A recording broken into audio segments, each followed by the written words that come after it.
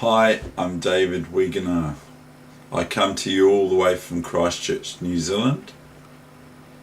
The date today is Saturday the 18th of November 2017.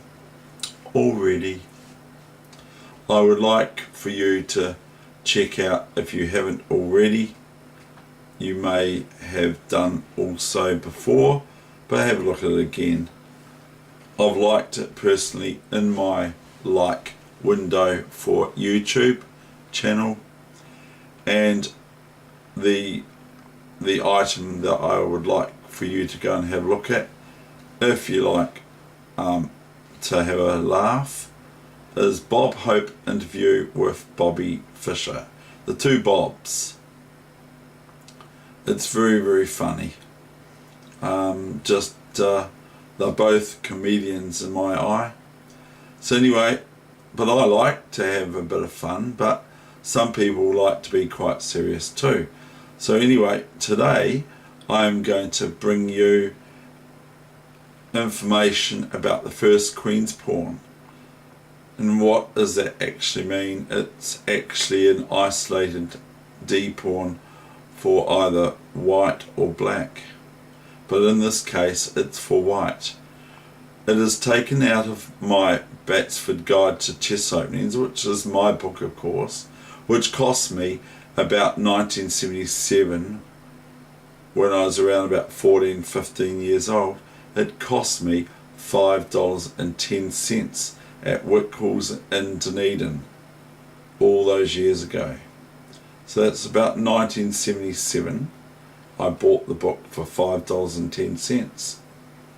So books have sort of like dissipated it somewhat, and now it's replaced with visual aids that we can see things directly with our eyes instead of having to study them like I did from a book, and like others of my era had to do. So here we go.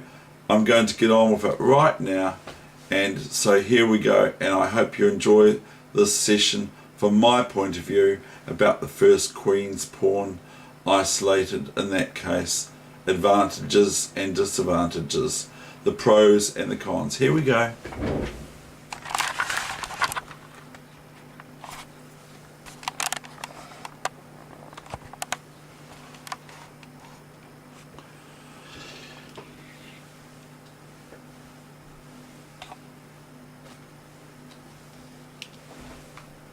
We have these opening moves, which aren't of any particular interest at all, but we're not out to learn them off by heart, but you could, because they're good to know at the same time. There's a little bit of running around. This is actually the NZer Indian, where this is a main line for the NZer Indian, but we're not talking about that so much. But it is a Saturday, so I'm probably going to go over the 5-minute mark, or it will be up to 10 minutes, I believe. Just capture, back here, capture. Now, as previously mentioned, it would be foolhardy of black to play knight d4 here. Okay. Because of knight d4, and now black cannot capture the knight back on d4, so they would remain a piece down as queen takes knight, as I've said in other sessions. Bishop h7 check, discovery check on the queen as well, so sort of discovery check or discovery attack on the queen d4, so the queen is lost. So that's rather bad for white to play, for black to play, sorry. Bishop e7, and here we have the position that I wish to talk to you about. Okay, now the isolated queen pawn, which this is what is construed or constitutes an isolated D pawn. There are no buddies, okay? So that's how you can tell straight away. There are no buddies for this pawn on D4. It has knights and bishops and queens and bishops and rooks and all that sort of thing, and even the king, but it has got no buddies like pawns to support it and to make it into a slightly better, being an isolated pawn at this stage. We've got 3 islands for white of pawns. There are the queenside pawns, the A and B pawns, the D4 pawn, and the F2, G2, H2 pawns. So black, as far as the endgame is concerned, the later stages of the game, where kings can advance and everything like that, the king in the endgame is a fighting piece. This would be weaker for white in a given endgame than it would be for black. So we carry on, or I carry on, in my own words as well, to spout out the advantages and disadvantages of the isolated queen's pawn, which I've already said is an isolated queen pawn. Now let's look at some obvious advantages. White has this half open file for their rook, and also this whole open file for their rook if they so wish, because there's no pawn in the way. Okay, so that's one thing, that's one advantage. Another advantage is these very obvious squares for knight placements, E5 and C5, or C5 and E5, or Queen's Bishop 5 and King 5 if you so wish. So I'm going to read from the book.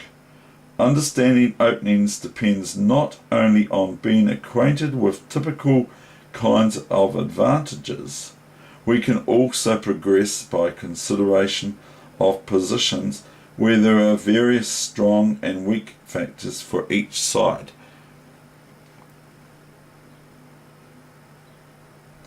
An outstanding example of this is the isolated queen's pawn, or the IQP, or the first queen's pawn, whose advantages and drawbacks have been the subject of debate and dispute for several decades now, and that was in 1977-ish, 1975, that this book was published, or around about that era. So it's been several decades that they've been disputing it. Its importance stems from the fact that it can arise from a number of well-known openings, with examples as diverse as the Caracan defence, the Queen's Gambit accepted, and the NZer Indian defence as we have here. Also, even the Italian game. Now I'm going to go over openings more or less now, I think, because I think that you guys and gals out there want this sort of thing. You want to see openings and theory and explanations and that sort of thing. So here we go. We've reached this position, which incidentally is diagram 7 from Introduction of How to Study the Openings of the Batsford Guide to Chess Openings book, Leonard Barden and Tim Harding.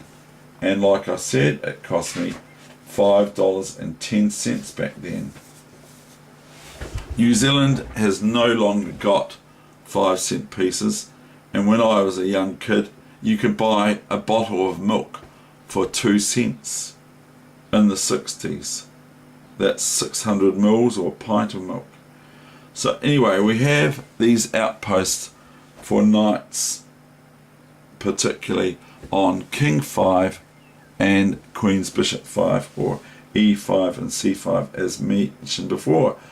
Chances of a kingside attack, the computer won't let me, by placing a bishop here or so, and then the queen here with the knight on here and a rook behind here. So we've got chances of a kingside attack by queen to queen 3 or queen d3 and throwing a bishop behind it along this long diagonal here, and to eradicate that knight, just to be kind of basic, but that's what you can do. Chances of a breakthrough in the centre a la Gary Kasparov by d5. It's an opportune moment. So chances of a breakthrough. Okay, just making it go all crazy. A strengthening of the black squares by this pawn on d4. There's a strengthening of white's black squares and not so much black's black squares. A difficulty in development of black's queen's bishop, which is hampered a little bit because white would not be met probably in this instance with e5 by black, even though it's not their move, to give their bishop a door out of the position on c8. So this pawn on e6 inhibits black's movement of their white squared bishop. Now we switch over to the disadvantages of the isolated queen pawn. So we're going to flip the board, and this is going to be up to a 15-minute session, and I promise you that I will not go over 15 minutes. And as previously mentioned, it is a Saturday, so I diversify in the time limit on myself on given Saturdays. Now we look at the disadvantages. We probably should flip the board here because there is a strong square for a knight at queen 4 for black. But if black would stick the knight there, if it was their move, then it could be taken quite quickly by white, which is exchanging pieces, which is not a good idea for white to do with a given isolated pawn, because this pawn here on d4 becomes, in my view, a liability for white in the endgame. So white really, this is where the debate comes in. See, if you ask 50 different chess players the pros and cons and their advantages and disadvantages, they might say, well, I've actually defended a d pawn isolated in the endgame pretty reasonably, or they might say I've beaten an isolated d pawn in the endgame as well. So you're going to get debate either side. You got a strong square for a knight on d5 in this case for black, or piece placement, and white might be met by this and this. You see, white might meet knight b4 and knight d5. So number 2, isolated pawns, as I mentioned before, must be defended by pieces, as there are no adjacent pawns to protect the d4 pawn. Number 3, endgame, as I've mentioned as well, is unfavourable to white, as static features then gain in importance. And number 4, black's queen's bishop may be effectively posted on this diagonal here.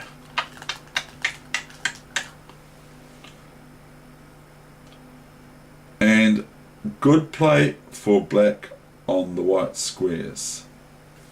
So there you have it. That's the end of my session. I hope you enjoyed my ideas on queen pawn.